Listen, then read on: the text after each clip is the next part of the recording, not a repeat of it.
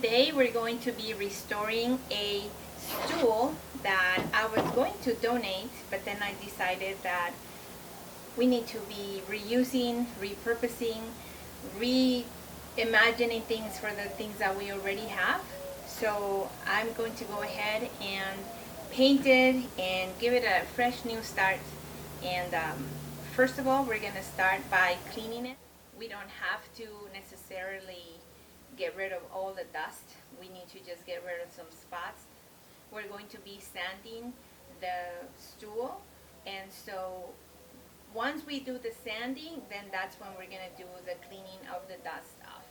Okay, so let's get started.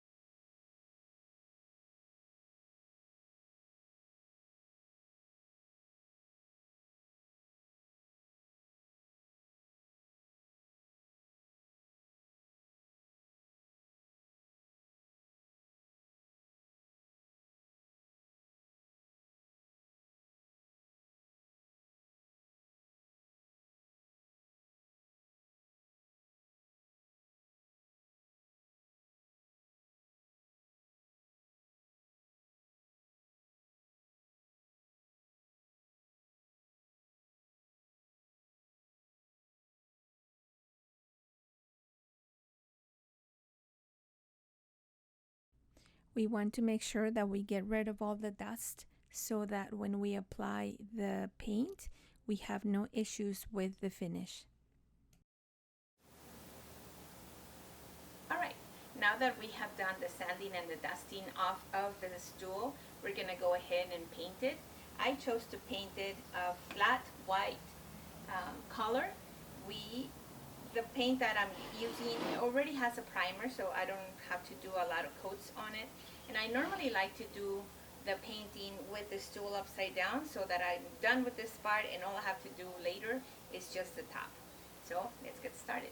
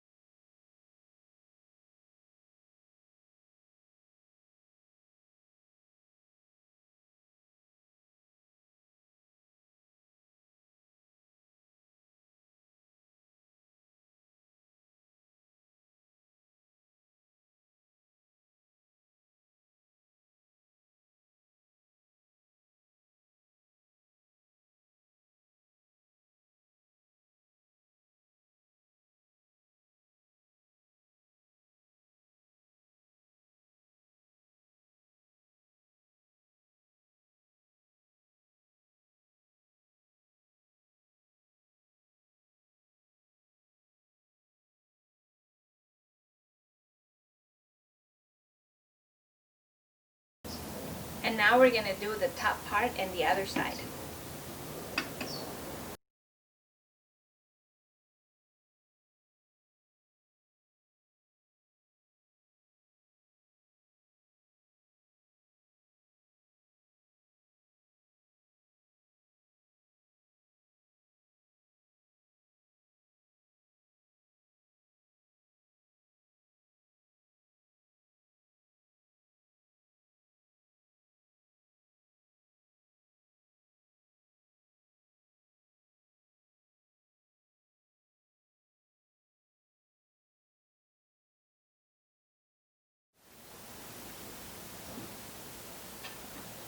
And there you go.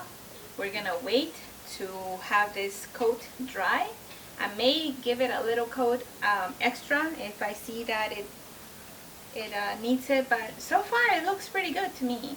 I don't know that I'm going to be giving it a second coat.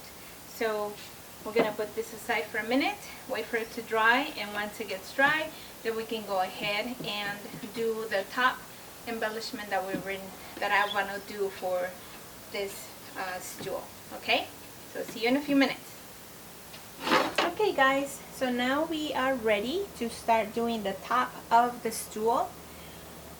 You can paint whatever you want on it or leave it alone. I am choosing to do a stencil on it. The stencil has to be secured on the surface, making sure that you have it in the direction that you want to have. In this case, I'm going to do it this way, facing me. Once you put it in the spot where you want it, make sure you secure it down with some tape. Just like this. Secure it on all sides so that it doesn't move. So when you do the blotting with the paint, you're making sure that it's going exactly where it's supposed to go. Otherwise, you have to kind of paint over and do it again. So we don't want to do that. Now, you cannot really see it on the video, but on the table I have a blue rag where I'm going to be blotting the brush because I don't want to have extra paint that may go under the stencil itself. So you get a blotting brush, you dip it in the paint, you kind of blot off the excess paint off it, and then you start blotting. We don't want to put a lot of it because we don't want the paint to go under the stencil and ruin it. So hopefully this will work out. Otherwise, we'll have to start over. And I don't know about you guys, but here in Arizona, is very toasty right now at over 100 degrees, so I honestly don't want to be out here more than I have to. I don't want to leave it super blue. There are some edges that are going to be a little bit off. That's just my preference.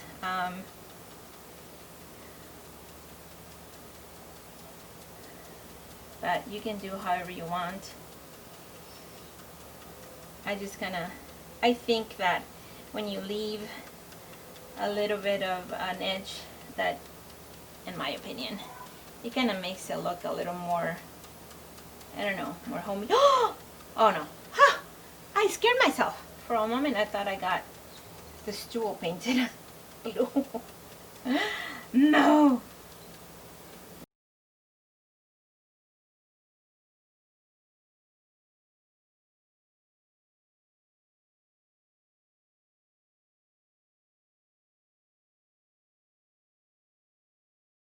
You know, when you're making your things for your home, for yourself, a little imperfection is fine. You don't have to stress out.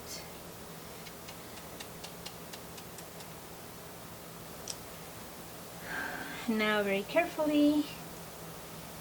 I don't really want to leave it to dry with the stencil on because the paint may get stuck and then now we have an issue where the paint might peel off with the stencil. So I'm just gonna very carefully take it off. There's some little areas over here that I did go over and I'm gonna have to retouch, but that's fine.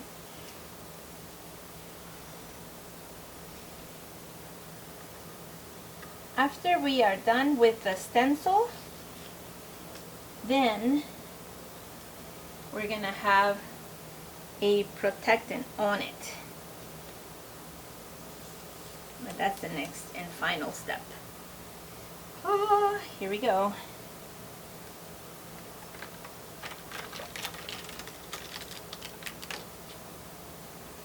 There you go. Ha! What do you guys think? That's beautiful, huh? Alright. We're gonna correct those little marks and then we'll do the protectant. Alright guys, we are on the home stretch of the project. The last thing we have to do is add a coating of polyurethane to the top of it.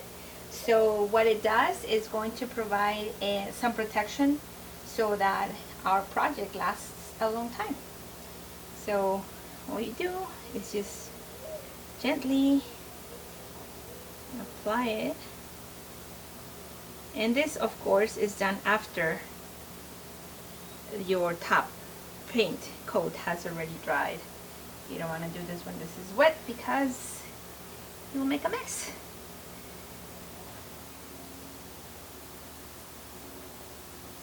The one that I'm applying actually has it's clear, and it's clear satin, so it's gonna give it a little bit of a shimmer, but not too much, not like the semi-gloss paint or other protectants. Just enough so that it looks nice. And like I said, once we're done with this coat, we are pretty much done with the project. And once you apply it, you do have to let it dry. It requires about 3 hours of drying time, 3 to 4 hours. So make sure that you get the edges so you don't have any weird drops looking to fall beneath and looking all weird.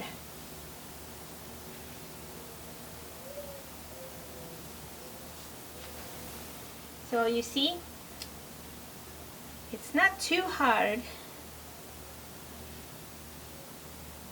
to make something look pretty again. So there you go.